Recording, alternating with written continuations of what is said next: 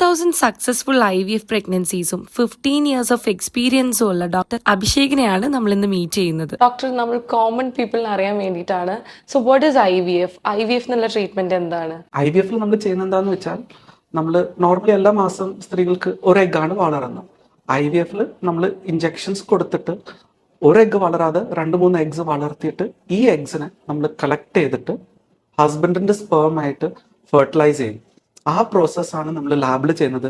ഇതിനാണ് നമ്മൾ IVF എന്ന് പറയുന്നത്. തിരൂരിൽ തന്നെ 25 ഇയേഴ്സ് ആയിട്ട് ഹോസ്പിറ്റൽ മേഖലയിൽ ഏറ്റവും മികച്ച ട്രീറ്റ്മെന്റ്സ് പ്രൊവൈഡ് ചെയ്യുന്ന സൂര്യ ഹോസ്പിറ്റലിൽ തന്നെ വരുന്ന നില IVF ഫെർട്ടിലിറ്റി സെന്ററിലാണ് ഞങ്ങൾ ഇന്നുള്ളത്. പ്രഗ്നന്റ് ആവാൻ വേണ്ടി ഒരുപാട് ഇയേഴ്സ് ആയിട്ട് ട്രൈ ചെയ്യുന്നവർക്ക് IVF മാത്രമല്ല കേട്ടോ ട്രീറ്റ്മെന്റ്. ഇവിടെ നിങ്ങൾ വന്ന് അവർ നിങ്ങൾ ഒബ്സർവ് ചെയ്ത് അനലൈസ് ചെയ്തതിനു ശേഷം നിങ്ങൾക്ക് എന്ത് ട്രീറ്റ്മെന്റ് ആണ് വേണ്ടതെന്ന് അവർ സജസ്റ്റ് ചെയ്യും. നില IVF ഫെർട്ടിലിറ്റി സെന്റർ ഏറ്റവും മികച്ചതാവുന്നത് ഇവരുടെ ബെസ്റ്റ് IVF ലാബ്സും അതുപോലെ തന്നെ ഇവരുടെ എക്യുപ്മെന്റ്സും തന്നെയാണ്. എയർ ക്വാളിറ്റി ഇവർ മെയിൻറ്റെയിൻ ചെയ്യുന്നത് കൊണ്ട് തന്നെ ഇവരുടെ പ്രഗ്നൻസി സക്സസ് റിസൾട്ട്സും ഹയർ ആണ്. ശരിക്കും IVF എന്ന് പറയുമ്പോൾ നമ്മളൊരു കോംപ്ലിക്കേറ്റഡ് പ്രൊസീജിയർ ആയിട്ട് മനസ്സിൽ വിചാരിക്കുന്നുണ്ടാവും. IVF എന്നുള്ളത് ഒരു സിമ്പിൾ പ്രൊസീജിയർ ആണ്. സ്പേം കൗണ്ട് തീരെ കുറവാണെങ്കിൽ IVF വേണ്ടി വരും.